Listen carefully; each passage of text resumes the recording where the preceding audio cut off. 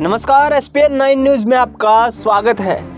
महाराष्ट्र में एक सीएम कुर्सी को लेकर महायुति गठबंधन में फंसा हुआ पेच तो सुलझ गया है, लेकिन मंत्रिमंडल के विस्तार को लेकर जबरदस्त गहमागहमी मची हुई है। महाराष्ट्र में गृह मंत्रालय और राजस्व मंत्रालय को लेकर भारतीय जनता पार्टी ने एकनाथ शिंदे को दो टूक निर्देश दे दिए हैं कि यहां पर बीजेपी 5 बड़े मंत्रालय अपने ही खेमे में रखना चाहती है, जिसमें गृह मंत्रालय और राजस्व विभाग भी शामिल है। यानी कि एकनाथ शिंदे को बीजेपी कोई बड़ा मंत्री पद देने के मूड में दिखाई नहीं दे रही है। तो दूसरी तरफ गृह मंत्री अमित शाह के घर पर जेपी नड्डा और देवेंद्र फडणवीस की बैठक भी चली।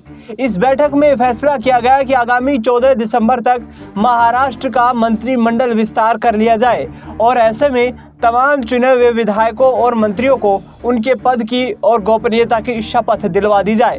लेकिन देखना दिलचस्प ये होगा कि आखिरकार अब एकनाथ शिंदे क्या बड़ा फैसला लेते हुए नजर आते हैं, क्योंकि महाराष्ट्र में सीएम न बनाए जाने को लेकर भी एकनाथ शिंदे लगातार लंबे समय तक नाराज रहे।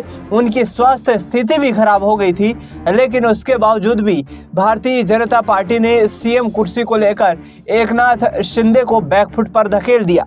ऐसे में देखना दिलचस्प होगा कि अब एकनाथ शिंदे का क्या सियासी कदम रहता है।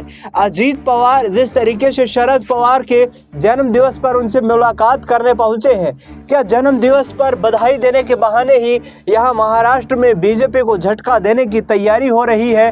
क्या आगामी वक्त में एकनाथ शिंदे और इसके साथ साथ अजीत पवार यहां पर महाविकास आघाड़ी गठबंधन का रुख करते हुए दिखाई देंगे? बीजेपी के लिए आगामी वक्त में ये सरकार चलाना बेहद चुनौतीपूर्ण होने वाला है। देवेंद्र फडणवीस तीसरी बार महाराष्ट्र में बीजेपी के सीएम बने हैं।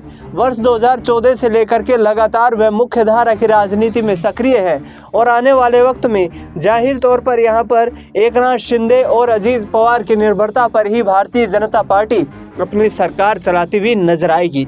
फिलहाल इस खबर में इतना ही। देश दुनिया की तमाम बड़ी खबरों के लिए आप देखते रहिए एसपीएन 9 न्यूज।